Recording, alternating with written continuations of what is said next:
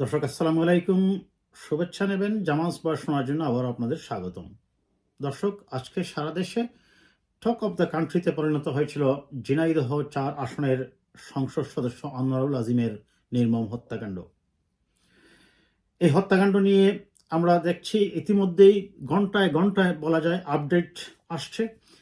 সেই হত্যাকাণ্ডটায় যাবার আগে সর্বশেষ আমি যেটা আসছে মিডিয়ায়, আমি সেটা বলবো যে যে তিনজনকে গ্রেপ্তার করা হয়েছে সেই তিনজনের একজন জানিয়েছে তাকে হত্যার জন্য মূলত ৫ কোটি টাকার কন্ট্রাক্ট হয়। আমরা আসবো সেই বিশ্লেষণে দর্শক, তবে তার আগে আমি আপনাদেরকে একটা জিনিস আহ্বান জানাবো। আপনারা আমার ফেসবুক পেজটা হ্যাক হয়ে যাওয়ার কারণে আমি আমার আপাতত যে ফেসবুক আইডি আছে, প্রোফাইল আছে, সেখানেই আমি আপলোড করছি। আমি অতি শীঘ্রই আমার পেজ খুলে আবার সেখানে আপলোড করব। যাই হোক দর্শক, আপনারা জানেন যে এই আনোয়ারুল আজিমের হত্যাকাণ্ডটা অবশ্যই সংঘটিত হয়েছে অন্য আরেকটি দেশে, আমাদের পার্শ্ববর্তী রাষ্ট্রে।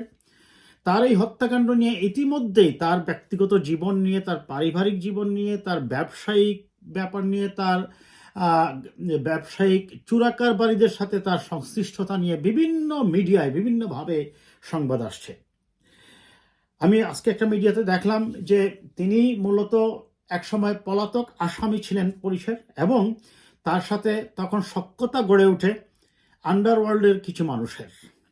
সেই আন্ডারগ্রাউন্ডের মানুষের সাথে তিনি যে সময় সখ্যতা গড়ে তোলেন এবং তাদের সাথে স্বর্ণ চোরাচালান ব্যবসায় তিনি জড়িয়ে পড়েন, এবং সুযোগ বুঝে একসময় তিনি তাদের সেই স্বর্ণ চোরাচালান ব্যবসার থেকে প্রায় ৪,০০০ কোটি টাকার স্বর্ণ তিনি আত্মসাৎ করেন বা সরিয়ে ফেলেন, কিংবা যেভাবেই হোক তিনি তার হেফাজতে নিয়ে নেন।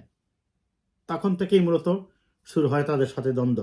নিশ্চয়ই আপনারা জানেন, আজ থেকে যদি ১৫-২০ বছর আগে ৪,০০০ কোটি টাকার মতো স্বর্ণ যদি তিনি সরাতে সক্ষম হন, সেটা নিশ্চয়ই অনেক বড় অঙ্কের টাকা। আর বাংলাদেশের প্রেক্ষাপটে টাকার বিনিময়ে যে সব কিছু ম্যানেজ করা যায়, সেটা তো কম বেশি আমরা সবাই বুঝি।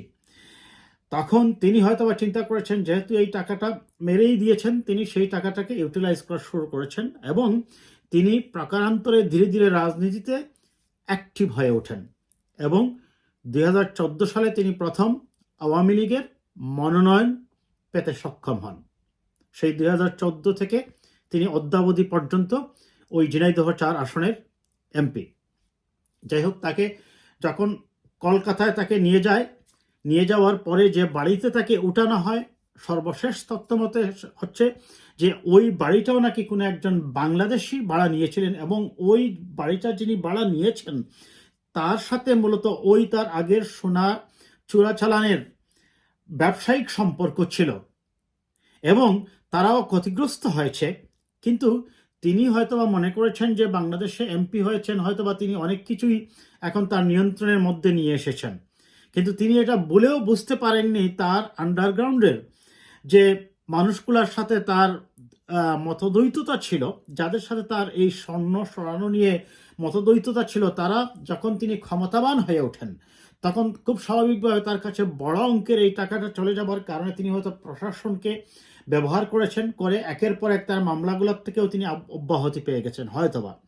এবং সে কারণে তিনি মনে করেছেন যে তিনি এখন এত বছর হয়ে গেছে, তার সাথে যাদের সংঘাত ছিল বা যাদের সাথে ব্যবসায়িক লেনদেনের এক ধরনের কি বলা যায় আত্মসাতের ব্যাপার ছিল, সেটা হয়তো বা তারা ভুলে গেছে। কিন্তু তারা ভুলে যায়নি। তারাই পরিকল্পনা করে অত্যন্ত পরিকল্পিতভাবে ওই যে ভাড়া বাড়িটাতে তাকে খুন করা হয়, সেই বাড়িতেই নিয়ে তাকে পরিকল্পিতভাবে ওই আন্ডারওয়ার্ল্ডের লোকগুলাই আরও কিছু লোক ভাড়া করে, যে লোকগুলা তার সাথে সখ্যতা গড়েছিল অনেক আগের থেকেই, এবং তাকে নাকি ওই বাড়িতে নির্মমভাবে হত্যা করা হয়, এবং হত্যা করে লাশ টুকরা টুকরা করে ফেলা হয়। পুলিশ এখনো তার মৃতদেহ উদ্ধার করতে পারেনি। হয়তোবা আমরা অচিরে আশা করব, যেহেতু এরা গ্রেপ্তার হয়েছে, এদের মাধ্যমেই তার লাশটাও উদ্ধার করা সম্ভব হবে। এখন পৃথিবীর আপনারা একটা জিনিস খেয়াল করে দেখবেন যে মাফিয়াদের ইতিহাস হচ্ছে সবসময়ই মাফিয়ারা হয় কি, একজন মাফিয়া খুন হয় আরেক মাফিয়ার হাতে। বা আপনারা দেখবেন যে অপরাধ জগতে যারা, বিশেষ করে আন্ডারওয়ার্ল্ডে যারা, আন্ডারগ্রাউন্ডে যারা কাজ করে বা অবৈধ ব্যবসা যারা করে, তাদের মধ্যে কোনো না কোনো এক সময় দেখা যায় সংঘাত বাঁধে এবং তারা একে অন্যের বিরুদ্ধেই দাঁড়িয়ে যায়। হয়তোবা তার ক্ষেত্রেও সেটা হয়েছে। আজকে তার মেয়েকে দেখলাম আমরা সাংবাদিকদের সাথে কথা বলতে, মেয়ে বলছে তার বাবার হত্যাকারীকে সে দেখতে চায় এবং তাদেরকে ফাঁসিতে ঝুলাতে চায়। দেখুন, তার বাবার অতীত জীবন নিয়ে, তার আন্ডারগ্রাউন্ডে কাজ করার যে তার বিরুদ্ধে যে অভিযোগগুলো আছে, সেই অভিযোগ যতই থাকুক না কেন, প্রত্যেক অপরাধীরও ন্যায় বিচার পাবার অধিকার আছে। তাকে যে হত্যা করা হয়, সেই হত্যাকারীদের অবিলম্বে গ্রেপ্তার করে আমরাও চাই বিচারের আওতায় আনা হোক। অন্তত অপরাধীদের কাছে একটা মেসেজ যাবে যে একজন অপরাধীকেও আপনি যদি খুন করতে হয় বা হত্যা করতে হয়, তাহলে আপনাকে আইনের আওতায় আসতেই হবে। কারণ অপরাধী যদি হয়ও কেউ, সেটার জন্য সংশ্লিষ্ট দেশের আইন প্রয়োগকারী সংস্থা ব্যবস্থা নেবে এবং আদালত তাদের যুক্তিতর্ক শুনে তাকে সাজা দেবে বা তাকে খালাস দেবে।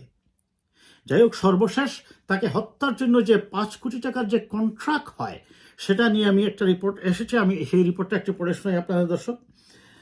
ঝিনাইদহ 4 আসনের সংসদ সদস্য আনোয়ারুল আজিমকে হত্যার জন্য ঘাতকদের সঙ্গে 5 কোটি টাকার চুক্তি করেছিলেন এই হত্যাকাণ্ডের মূল পরিকল্পনাকারী।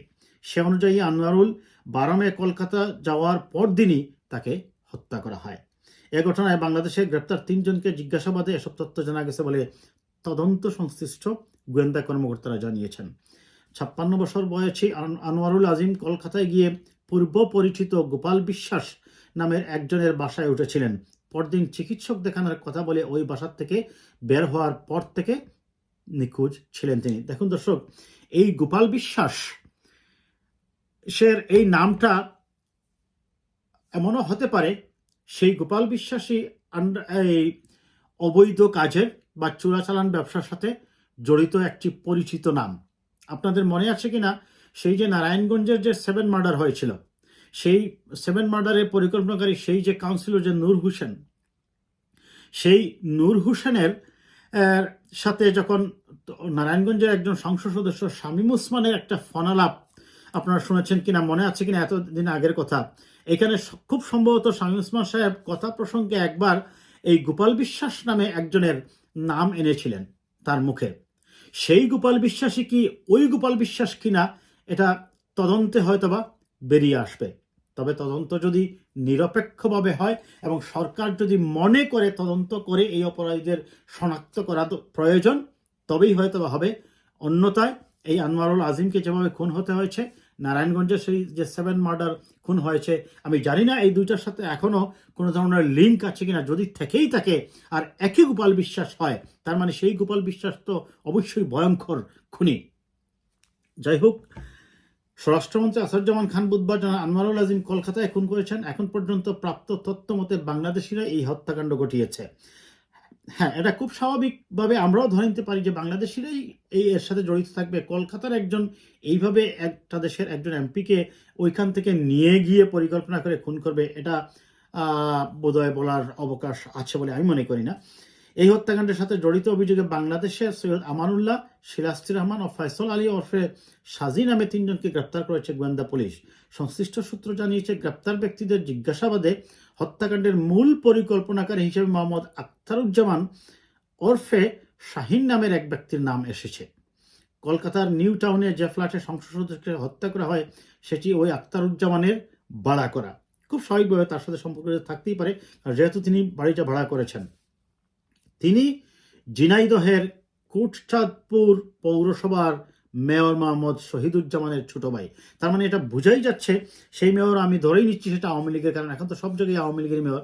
তার মানে হচ্ছে যে দলীয় আভ্যন্তরীণ খুন্দল থাকতে পারে, অথবা তার ওই যে এত বছর আগে যে সোনা চোরাচালান থেকে সেখান থেকে যে টাকাটা আত্মসাৎ করা হয়েছে, ওই শত্রুরাও আবার সুযোগ বুঝে তারা এই কাজটা করতে পারে। কোনো কিছুই সন্দেহের ঊর্ধ্বে রাখার অবকাশ নেই যতক্ষণ পর্যন্ত চূড়ান্তভাবে আইন প্রয়োগকারী সংস্থা অপরাধীদের শনাক্ত করতে পেরেছে বা তাদেরকে গ্রেপ্তার করতে পেরেছে।